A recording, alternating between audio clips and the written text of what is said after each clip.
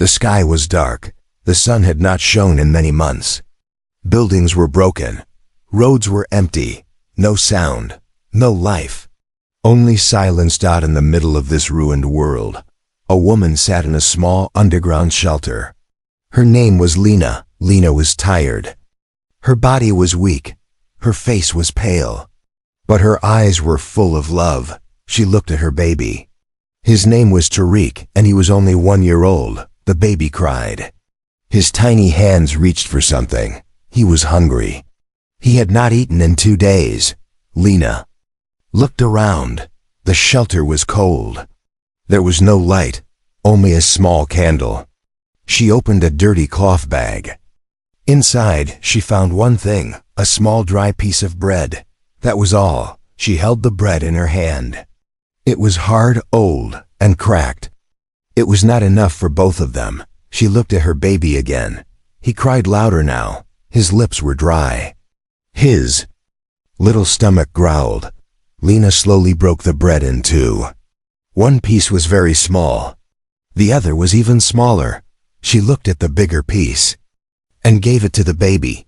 He took it in his hands and began to eat, slowly, carefully, with small bites.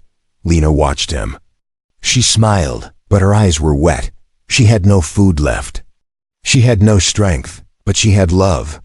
That was all she could give. She took the smaller piece and put it in her mouth. She chewed slowly. She wanted to feel it. Maybe it would be her last meal. The candle began to fade. The cold wind entered from a crack in the wall. Lena held her baby close.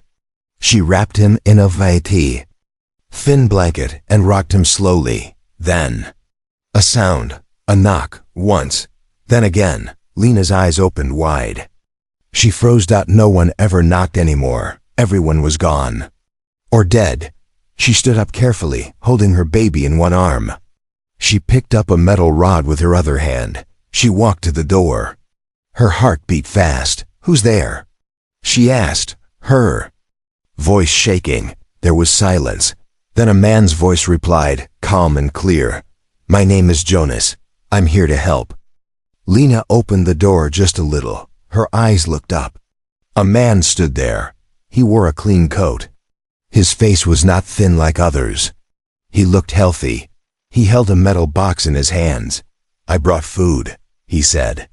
Lena stared at the box. She could smell something warm.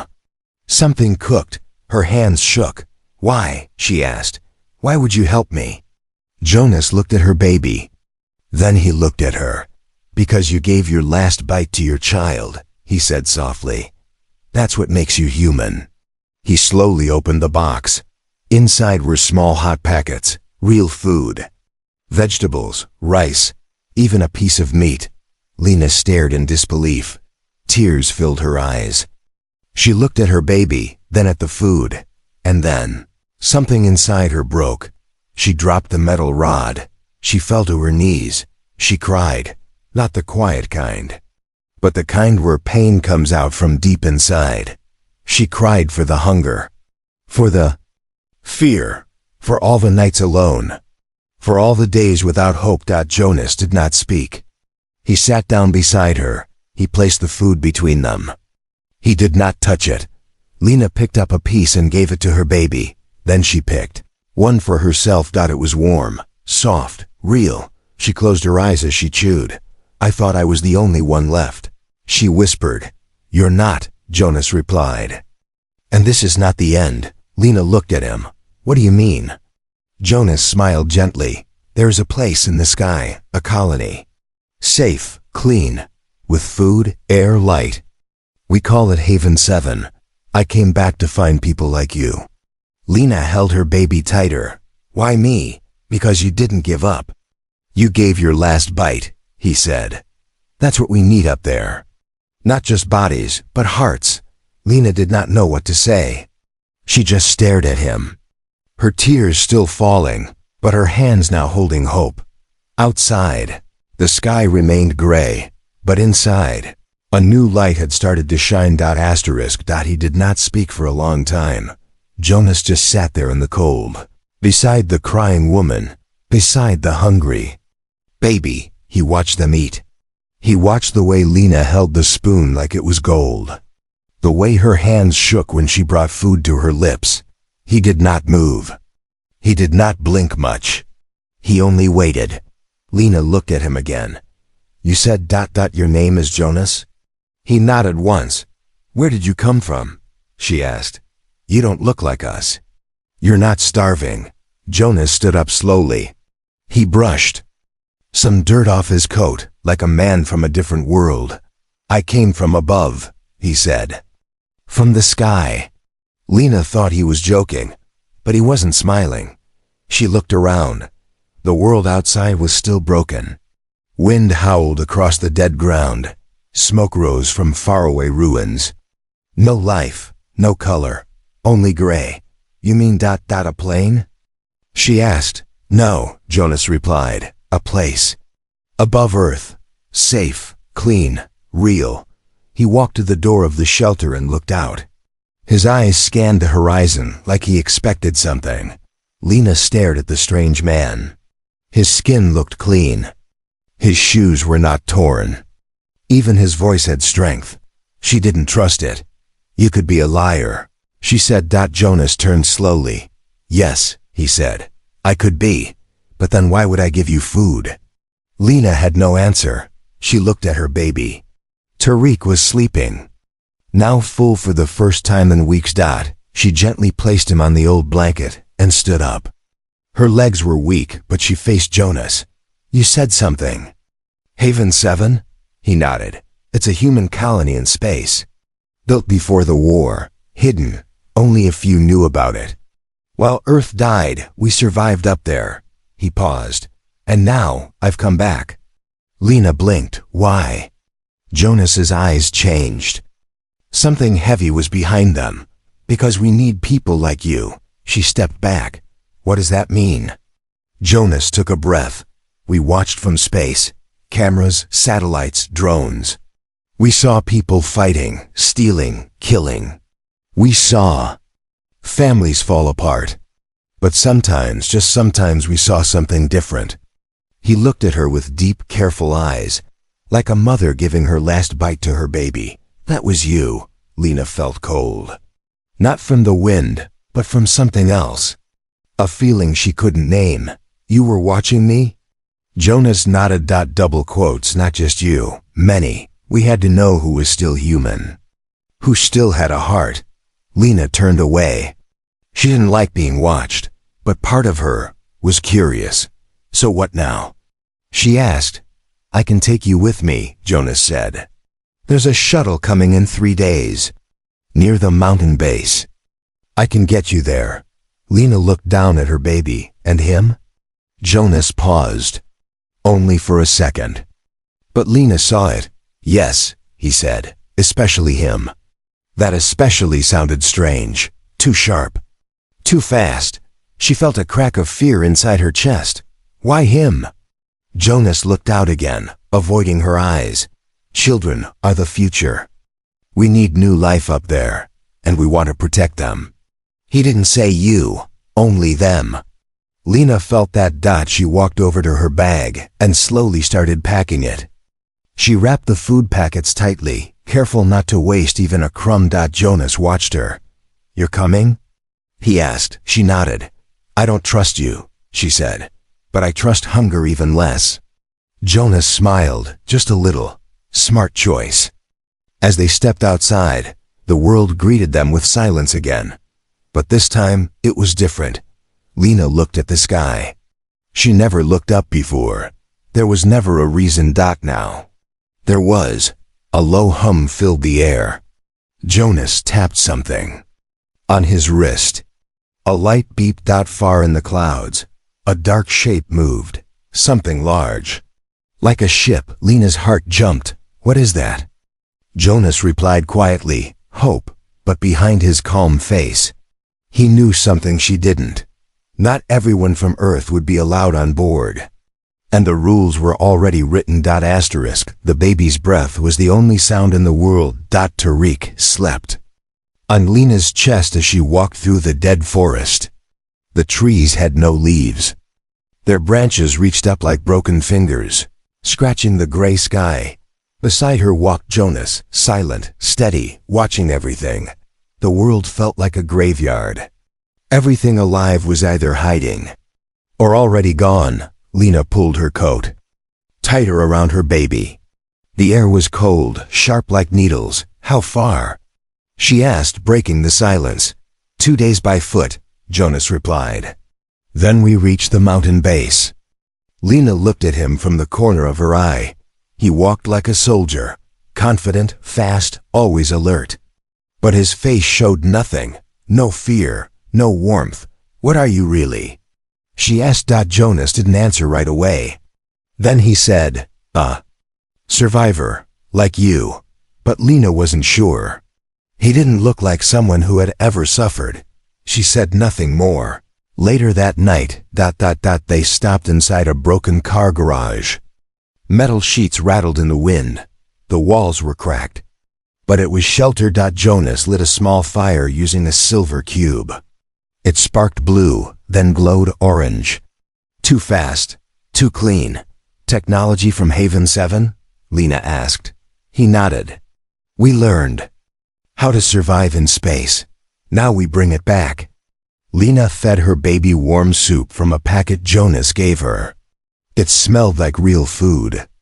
She hadn't seen anything like it since the war began, but as she tasted it, her heart still felt heavy. You said not everyone is allowed in Haven 7, she said quietly. What does that mean? Jonas stared into the fire. There are rules, he said, strict ones. Only the healthy. Only those who can contribute. Lena froze. She looked down at her baby. What about me? She asked. Jonas didn't answer. Next morning, they moved again. The road was cracked, covered in dust and dry bones. Cars sat like rusted skeletons. Some still had shoes inside. Lena avoided looking at the windows. Sometimes you could still see faces, frozen in time. Jonas checked a small device on his wrist. It blinked red. Trouble ahead, he said. What kind of trouble? Jonas pulled out a small weapon from under his coat. It looked like a gun, but silent and smooth, made of black metal. Raiders, he said. People who didn't die. People who lost their souls. Lena's chest tightened. She had heard of raiders.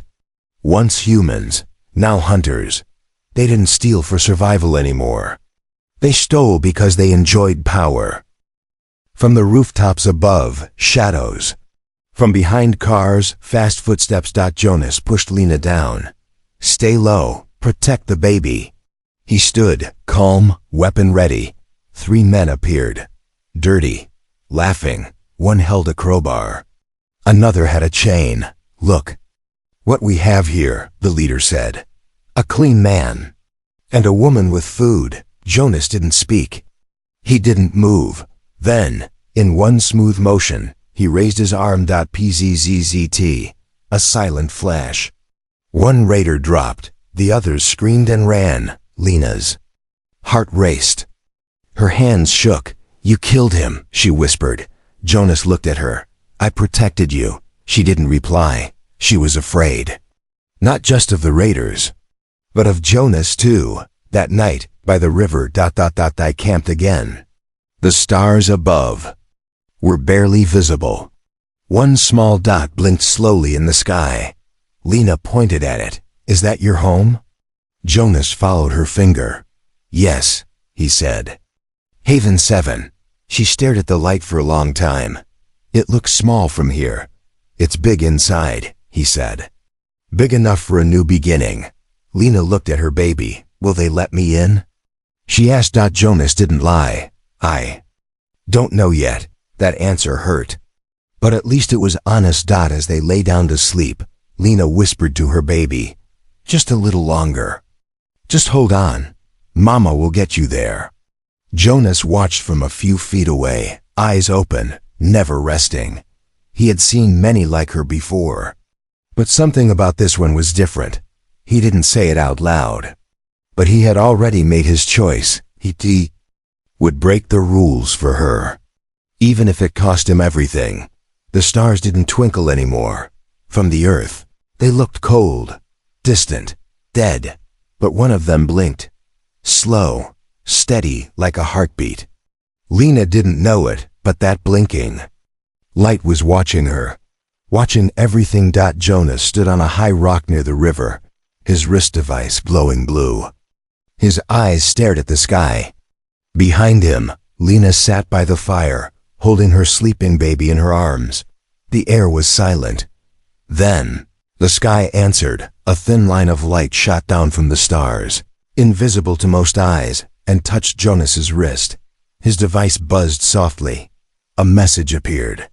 Famine 7, connection established, subjects identified. 1 adult female. 1 infant male. Infant approved for evacuation. Adult female denied. Jonas stared at the words. His jaw tightened. He didn't reply right away. He just stood there, frozen. As if that small message had hit harder than any bullet. Lena looked up at him. "You okay?" she asked. Jonas turned quickly, hiding the screen. "Yes," he said. "Just checking signal strength." Lena nodded, but something felt wrong. Later that night, Lena lay beside the fire. Eyes open. She watched the stars. She thought about the place Jonas spoke of, Famine 7. A clean place. A place with light, air, food.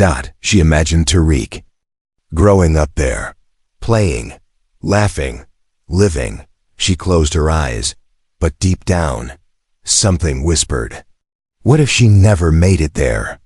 Meanwhile, on board Famine 7. High above Earth, in orbit, a large white station floated like a ghost in the sky. Inside, machines hummed. Walls glowed softly. Human faces moved quickly. Doctors, engineers, commanders.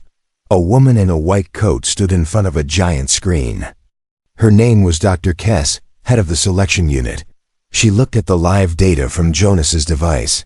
Confirmed. 1 adult female. 1 male infant. An assistant asked, "Shall we approve both?" Dr. Kess shook her head. "We do not have space for emotional decisions. The adult has no technical skill. She's weak. Only the child is useful." She pressed a button. "Send final order to Jonas. He brings the child. The mother stays." Back on Earth. Jonas sat near the fire, watching Lena sleep. His finger hovered over the device's reply button. He had to confirm. Order received. "Will deliver infant only." But he couldn't press it. He looked at Lena's face. Tired, scarred, but strong. He remembered the moment she gave her last bite to her baby. That was humanity. That was hope. He closed the screen. Morning. Lena woke up to the smell of something new. Coffee. She couldn't believe it. Jonas handed her a steaming cup. "You don't talk much about Famine 7, she said softly. "What is it really like?" Jonas stared into the distance. "It's safe, clean, bright. There are farms, schools, doctors, everything Earth lost." She smiled faintly. "That I want my son to grow up there." Jonas looked at her. "And you?" Lena didn't answer right away. "I want to watch him grow." Jonas looked down. Then Lena asked something she never had before. "Will they let me in?" Jonas said nothing, not for a long time. Then finally, "I'll make sure they do." That afternoon. They reached a small hill. At the top was an old satellite dish, rusty, bent, but still standing. Jonas pulled out a toolkit and climbed the tower. "What are you doing?" Lena asked. "Sending the location. They'll guide the shuttle here," he said, from the top. He looked once more at his device. The message still blinked. Infant approved, mother denied. He pressed the mic button. "Command, this is Jonas 9. Location confirmed. Package includes both infant and mother." There was silence. Then a voice replied, sharp and cold. "Only the child is authorized. That is final." Jonas stared into the sky. Then he said something he wasn't allowed to say. "Too bad. I'm bringing them both." The line is crossed. Back on Famine 7, alarms started to flash. "Jonas has gone rogue. someone shouted. He's defying orders. Dr. Kess frowned. Then prepare Protocol 17, she said. If he brings her, we lock them both out. Back on Earth, Jonas climbed down. Lena looked at him. Everything okay? Jonas nodded, but his face was pale. We move at first light, he said. The final part of the journey begins tomorrow. Lena looked down at her baby. She smiled, but for the first time. Jonas looked scared. Far above them, the gate to the stars was closing, and someone was about to slam it shut. The dream was quiet, too quiet. Lena stood in a garden. Green trees, soft wind, her baby laughing in her arms. Then, a siren. Loud, sharp, terrifying. The sky split in two. The trees turned to ash. Her baby vanished from her arms. She woke up screaming. Jonas rushed over, dropping his gear. Lena was breathing hard, holding her child close. It was a dream, she said, eyes wide. But it felt real. Jonas sat beside her. Dreams are just memories wearing masks, he said. She looked at him. Have you had dreams like that? He didn't answer. He didn't need to. His silence was enough. The final road, they moved fast now. The sun was rising behind thick clouds. In the distance, a tall black shape rose. The mountain base. That was the launch site. Jonas checked his wrist. Shuttle arrival. -10 hours. Lena noticed his hand shaking. She had never seen Jonas afraid, not until now. What's wrong? She asked. He hesitated. They won't let you in, he said. That's the truth. Lena stopped walking. She stared at him. The world went quiet. All this time, you lied to me? Jonas looked down. I didn't lie. I hoped, I begged, I fought the rule, but I'm not in command. Tears filled her eyes. I gave my last bite. And still, I'm not enough? No, he said quickly. You are more than enough. But they don't see it. Lena's voice cracked. Then make them see it. Danger comes from behind. Before Jonas could reply, a sound, dirt shifting. Rocks falling from the broken road behind them, a vehicle. A black armored truck. Raiders. Jonas grabbed Lena's arm. Run! They ran up the hill. The baby cried in her arms. Shots rang out, fast, burning the air. Jonas fired back with his silent weapon, hitting a tire.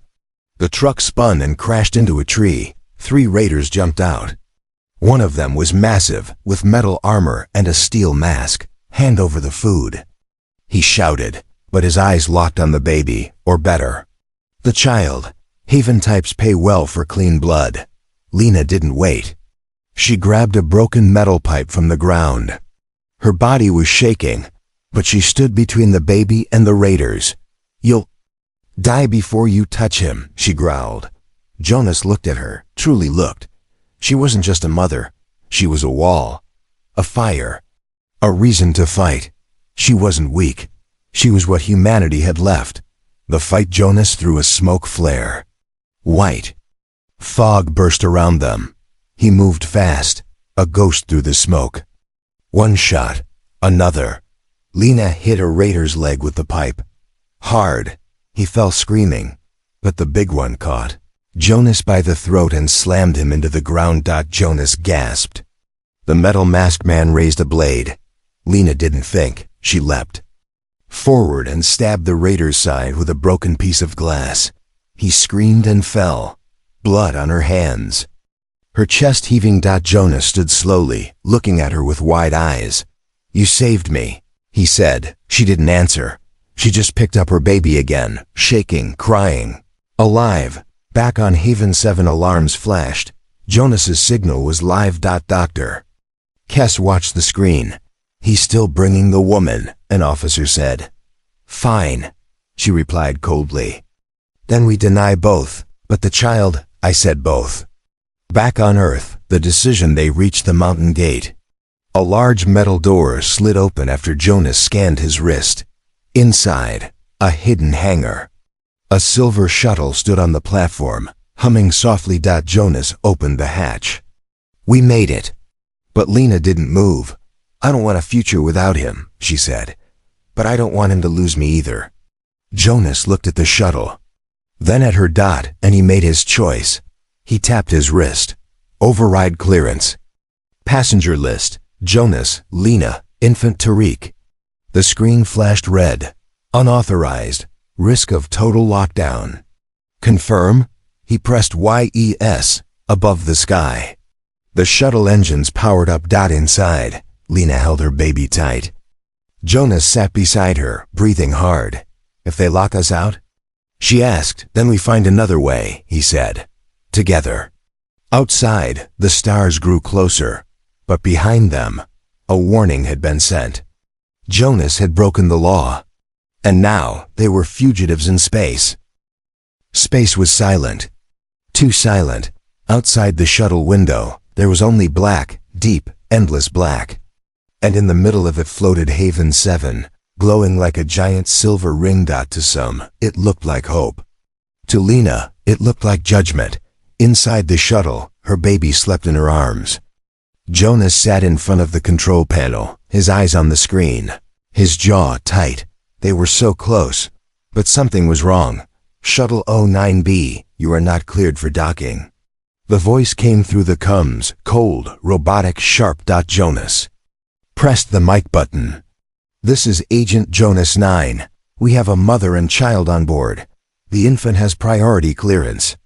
I've overridden to include the mother." A pause, then, "Override rejected. Docking disabled. Prepare to return." Jonas slammed his fist against the console. Lena stood up, holding her baby tighter. "What's happening?" "They won't let us dock," he said. "Not with you on." Bored, her heart dropped. "So that's it." Jonas looked at her, really looked. "No, not yet." Manual override. He opened a hidden panel, revealing a red switch marked Emergency Manual Link, Risk of Detention, Jonas. Lena said, "What are you doing?" He didn't answer. He pulled the switch. The shuttle began to shake. Lights flashed. A countdown began. Manual docking in 60 seconds. Unauthorized, breach protocol. Inside Haven 7, Dr. Kess stood at the control deck, watching the screen. "He's forcing a connection," a technician said. Her face was like ice. "Seal Bay. 3, send armed response. If he boards, arrest him." The technician hesitated. "And the woman?" "Send her back," she said coldly. "She is not one of us." Back in the shuttle, Lena held onto a metal bar as the shuttle bumped against the dock. The baby began to cry from the sudden jolt. "We're here," Jonas said. "But we're not welcome," Lena whispered. He turned to her. "They don't understand. They've forgotten what real humanity looks like." She looked at him with tearful eyes. "Then show them." Jonas opened the hatch. Boarding Haven 7. The air inside was different. Too clean. White walls. Bright lights. No smells. No dirt. No sound, but no warmth either. As they stepped into the corridor, a squad of guards appeared, dressed in white, faces covered, weapons raised. "Jonas 9, stand down." One shouted. Lena stepped in front of him, holding the baby. "Don't," she yelled. "He saved us." The guards hesitated. One of them looked at the child, wide-eyed, innocent. "He's clear," one said. "But she's not," replied the other. Dr. Kess appeared behind them, calm, calculating. "You broke protocol, Jonas." "I followed my conscience," he said. "She is what we need here. She's the reason I came back." "She's a burden," Kess replied. "A liability." "No," he said. "She's a mother who gave her last bite. She fought for her child. She saved my life." He pointed to the sleeping baby. "You let him in, but deny the only reason." "He's alive?" The room went quiet. Even the guards lowered their weapons slightly. Dr. Kess stepped closer. "Step aside, or you'll be locked out with her." The final choice. Jonas looked at Lena. She looked back, holding tears in her eyes. "It's okay," she whispered. "Take him. He deserves a future." Jonas clenched his fists. Then he turned to Dr. Kess. I choose her. A gasp went through the room. Dr. Kess's eyes narrowed. You would give up your home. For her, Jonas stepped forward. I would give up this place. Because without her, it's just walls and wires. A shift for a moment. Silence. Then one of the guards slowly stepped forward. He looked at Lena. My mother was like her. He said quietly. She didn't make it. He put his weapon down. I vote we let them stay. Another followed. One by one, hands lowered. Rules broke. Heart spoke. Dr. Kess looked around, suddenly alone in her cold logic. Finally, she turned away. Let them in, she said bitterly. But if this breaks us, it's on you. New life as they walked deeper into Haven 7. The halls opened. Into light, gardens, trees, real air. Lena stopped. She took a breath. Tears filled her eyes, not from pain, but from something she had forgotten existed.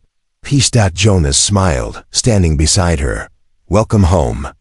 But far above, a new order was forming, one that didn't forgive rule breakers, one that watched and waited. Lena never thought silence could feel warm, but here, in the soft light of Haven 7's indoor garden, it did.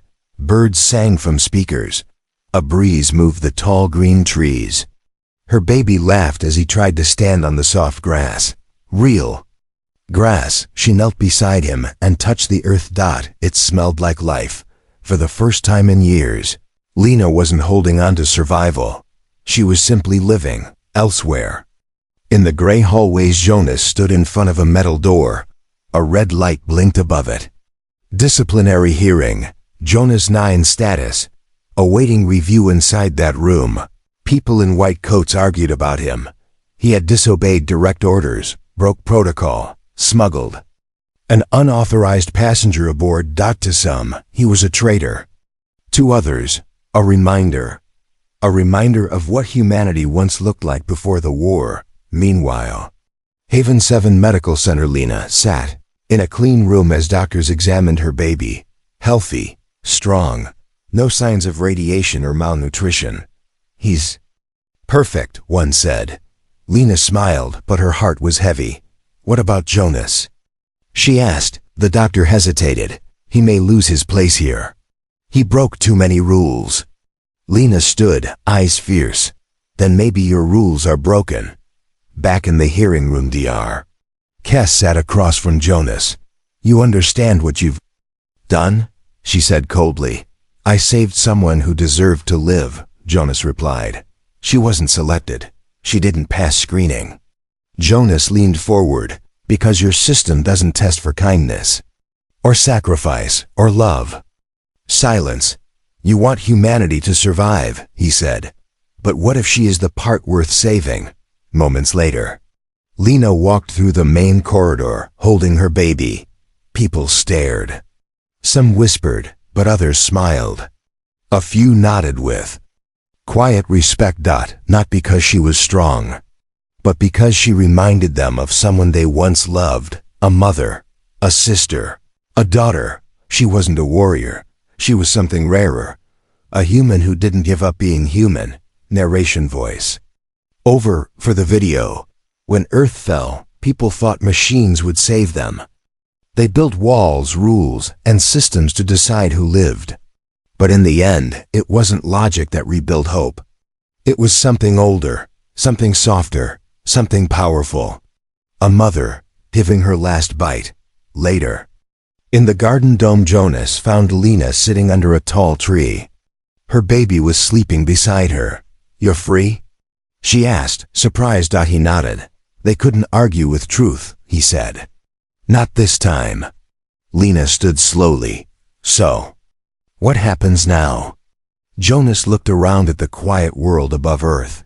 We build again, he said. Better this time. She took his hand, not in romance, but in trust. What will they call this new start? She asked. He thought for a moment, then smiled. Humanity found you. Final scene. From above, a camera pulls away from the garden, showing more people arriving. Tired, scared, but alive. Some are carrying children. Others are helping each other walk. And slowly, the cold station begins to change. New plants grow. New sounds fill the air. Laughter returns. The story that began with a last bite ends with a full table. In the end, humanity was not saved by strength, but by sacrifice. Not by systems, but by stories. This was one of them.